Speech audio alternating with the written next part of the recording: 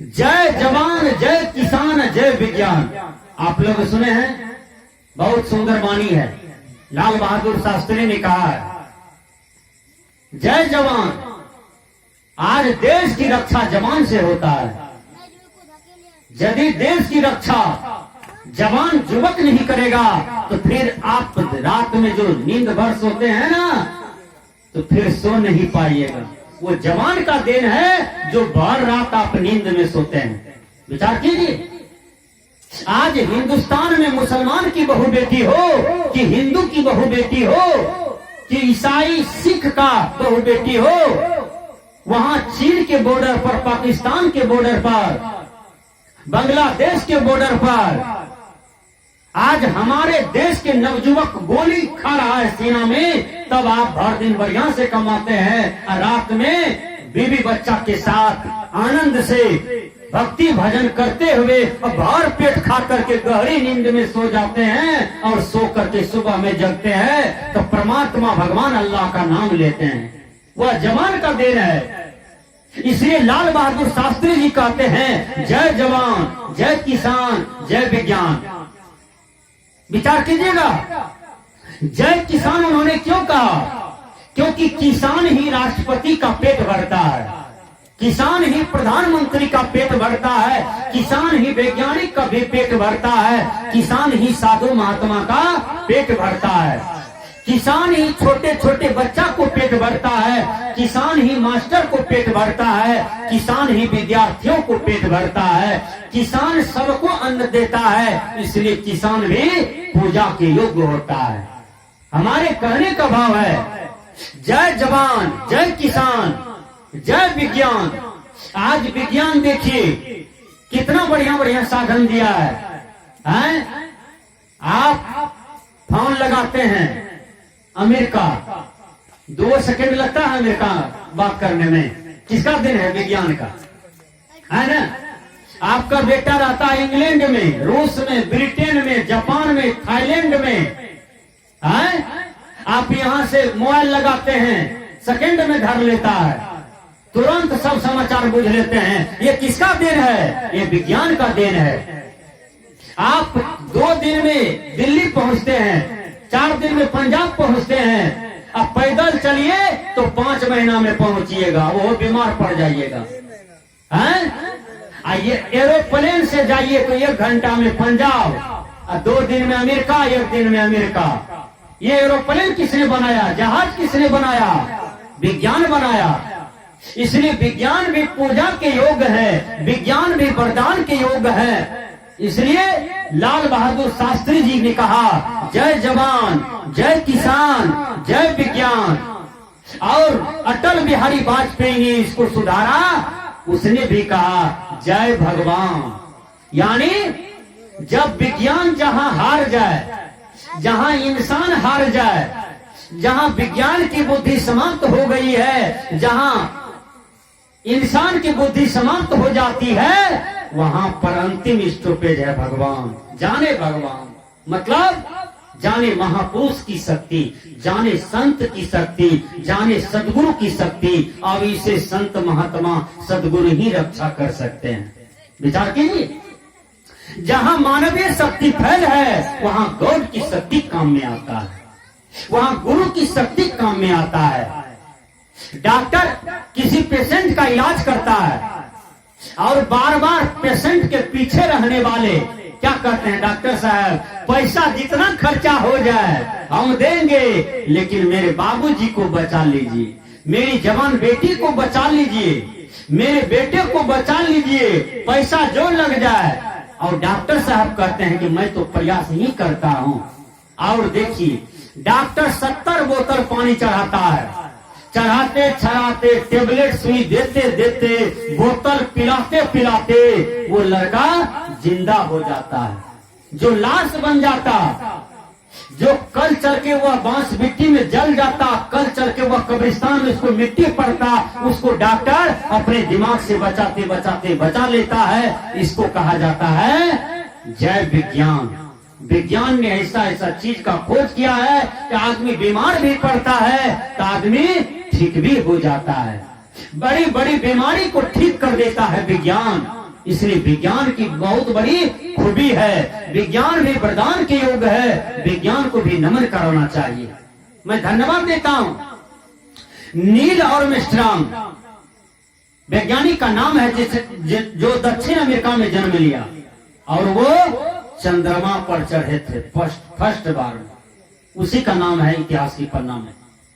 विचार कीजिए उसका कितना बड़ा कलेजा था। आप एक गाछ पर चढ़ते हैं तो आपको डर लगता है, और जिन्होंने रॉकेट के माध्यम से चंद्रमा पर चढ़ा, उतर के आया और तब लोगों को बताया कि चंद्रमा क्या है। चंद्रमा 2 मास ऊपर में है। कितना ऊपर में है विचार कीजिएगा। वहां चढ़ गया और तब आया तो लोगों को संदेश बताया चंद्रमा क्या है, वहां की सब बात बताया। भारत का वैज्ञानिक राकेश शर्मा जी वो भी चंद्रमा पर चढ़े आए। बड़े बड़े सब अपना अपना देश का वैज्ञानिक गया, चढ़े और आए। वहां हवा नहीं है, वहां पानी नहीं है। यदि चंद्रमा में हवा और पानी रहता तो आज हमको लगता है आधा इस गांव का लोग भी चंद्रमे में घर बना के रहता, आधा यहाँ रहता है, आधा वहां रहता। विचार कीजिए मनुष्य इतना बड़ा साइंस का विकास किया है। Dunlop, Colt, halt, Jesus, Socrates, ये बड़े बड़े वैज्ञानिक जो समाज में दिया है, इनको भी तो कभी नमन करना चाहिए, इनको भी तो कभी याद करना चाहिए, इनकी भी तो कभी पूजा करना चाहिए, जिन्होंने समाज संसार को कुछ दिया है। विचार कीजिएगा। इसलिए हमारे कहने का भाव है जय जवान, जय किसान, जय विज्ञान और जय भगवान। ये चार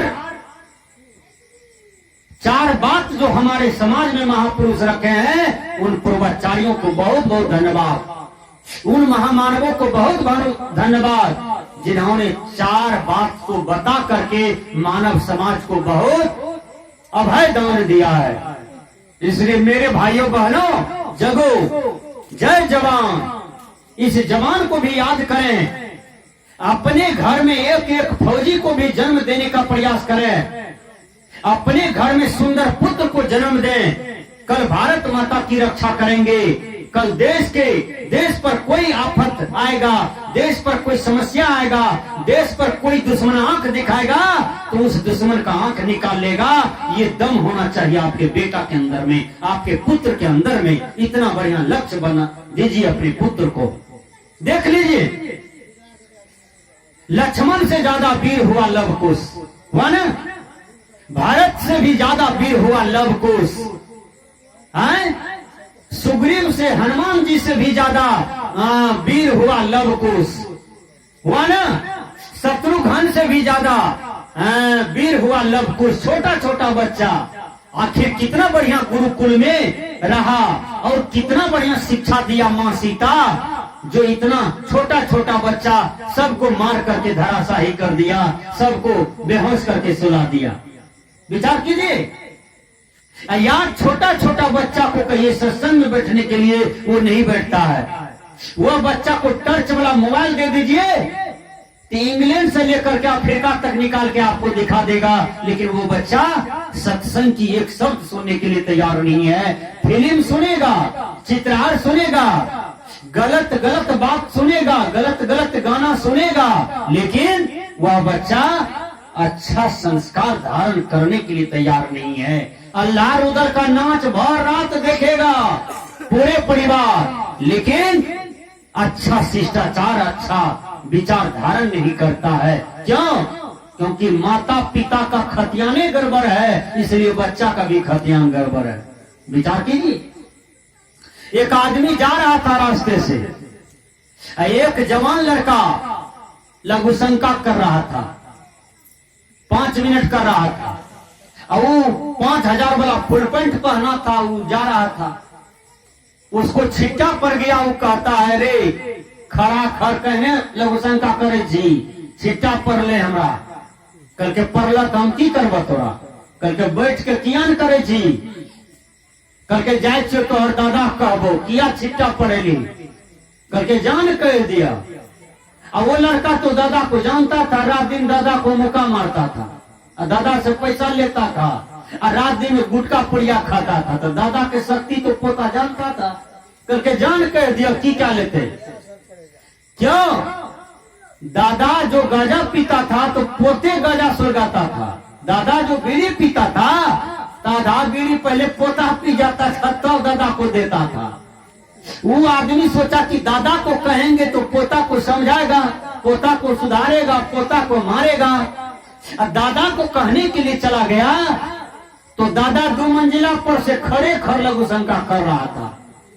ये आदमी खोज रहा था उनके दादा को, और वो खड़ा खड़ जो लघु शंका कर रहा था, सब लघु शंका इसी के कपार पर चुभ गया। करता है अमर भाई पानी करने से ले हो, देखे जो दादा खड़े खड़ 2 मंजिला पर से दे रहा है। तो जिसका दादा नहीं सुधरा उसका पोता क्या सुधरेगा, जिसका बाप नहीं सुधरा उसका बेटा क्या सुधरेगा। इसलिए हर माता पिता में सुधार होनी चाहिए, दादा दादी में सुधार होनी चाहिए, गुरु चेला में सुधार होना चाहिए, नेता में सुधार होना चाहिए। जब सुधार होगा तभी उद्धार होगा। हमारे कहने का भाव है जय जवान, यानी एक सुंदर वीर पुत्र को जन्म देना चाहिए। बेटियां जन्म हो गया तो कपार पर हाथ देकर काय रोते हैं। अरे बेटी तो बेटा से 100 गुना बढ़िया होता है। बेटी तो 1 लाख सेवा करेगा, 1 करोड़ सेवा करेगी। बेटी को एक बार शक्ति तो देखिए, दिल तो देखिए। जवाहरलाल नेहरू बेटी को जन्म दिया, एक के बेटी था जवाहरलाल नेहरू को, अब उसी को कितना पढ़ाया लिखाया, कितना तेज बनाया। श्रीमती इंदिरा गांधी कई बरस तक देश के प्रधानमंत्री रहे, और दुनिया के जिस भी कोने में गई इंदिरा गांधी उसका प्रथम स्थान रहता था, और सब नेता का दम हिलने लगता था। विचार कीजिए। तो बेटी को बकलोल बना के घर में रखते हैं, कचिया पसनी हाथ में देते हैं, गाय भैंस का छिल्ला छिलने के लिए देते हैं। बेटी को भी तो पढ़ा लिखा करके देखिए, उनको भी तो आगे बढ़ा करके देखिए कि बेटी में क्या शक्ति है। हमारे कहने का भाव है कि बेटी का जन्म हो जाए तो बेटियों को आगे बढ़ाइए। ज्यादा बच्चा पैदा करना विवाद का घर होगा, दुख का घर होगा। 2 बच्चा पैदा करना चाहिए, छोटा परिवार सुखी परिवार होता है। ज्यादा बच्चा पैदा कर लिए, अब कोई मनरपोथियों ने पढ़ना जानता है, कौओ खोने जानता है, ऐसा माता पिता उस बच्चा का शत्रु माना जाता है जो जन्म दिया लेकिन पढ़ाया लिखाया नहीं, शिक्षा नहीं दिया, शिष्टाचार नहीं दिया, बढ़िया संस्कार नहीं दिया, बोलने का ढंग नहीं है, चलने का ढंग नहीं है, जीवन जीने का ढंग नहीं जानता है। इसलिए संत महापुरुष कहते हैं जय जवान जय किसान, यानी किसान का भी जय जयकारा करें। अरे जिसका अन्न खा करके इतना मजबूत शरीर हो जाता है, जिसका दूध पानी पी करके इतना बढ़िया शरीर लाल हो जाता है, उस किसान को भी तो एक बार प्रणाम कीजिए। जो किसान अन्न उगाते हैं वो किसान को हाथ जोड़िए कभी कभी। किसान भगवान आप सबको पेट में अन्न देते हैं। भूखा आदमी को कितना गुस्सा उठता है, होता है ना, लगेगा कि लाठी लेकर के मारते रहे, नहीं तो जल्दी रोटी को सब्जी हमको बना के कहें देते हैं। बोलिए, अब किसान का रोटी या सब्जी या दाल दूध पेट में चला जाता है तो गुस्सा स्थिर, क्रोध स्थिर। इसलिए किसान भी भगवान के तुल्य होता है। किसान को भी वरदान के योग मानना चाहिए। जय जवान जय किसान जय विज्ञान। विज्ञान को भी नमन कीजिए कि हे विज्ञान, बनमनखी हम 5 घंटा में पहुंचते थे और तुमने 10 मिनट में पहुंचा दिया। ये विज्ञान का ही देन है। पूर्णिया हम 3 दिन में पहुंचते थे पैदल, भागलपुर 3 दिन में पहुंचते थे पैदल, और तुम 1 घंटा में पहुंचा दिया। ये विज्ञान का देन है भैया। तो विज्ञान को भी नमन कीजिए, विज्ञान भी भगवान है। विचार कीजिए। तो जय जवान जय किसान जय विज्ञान। संतों ने कहा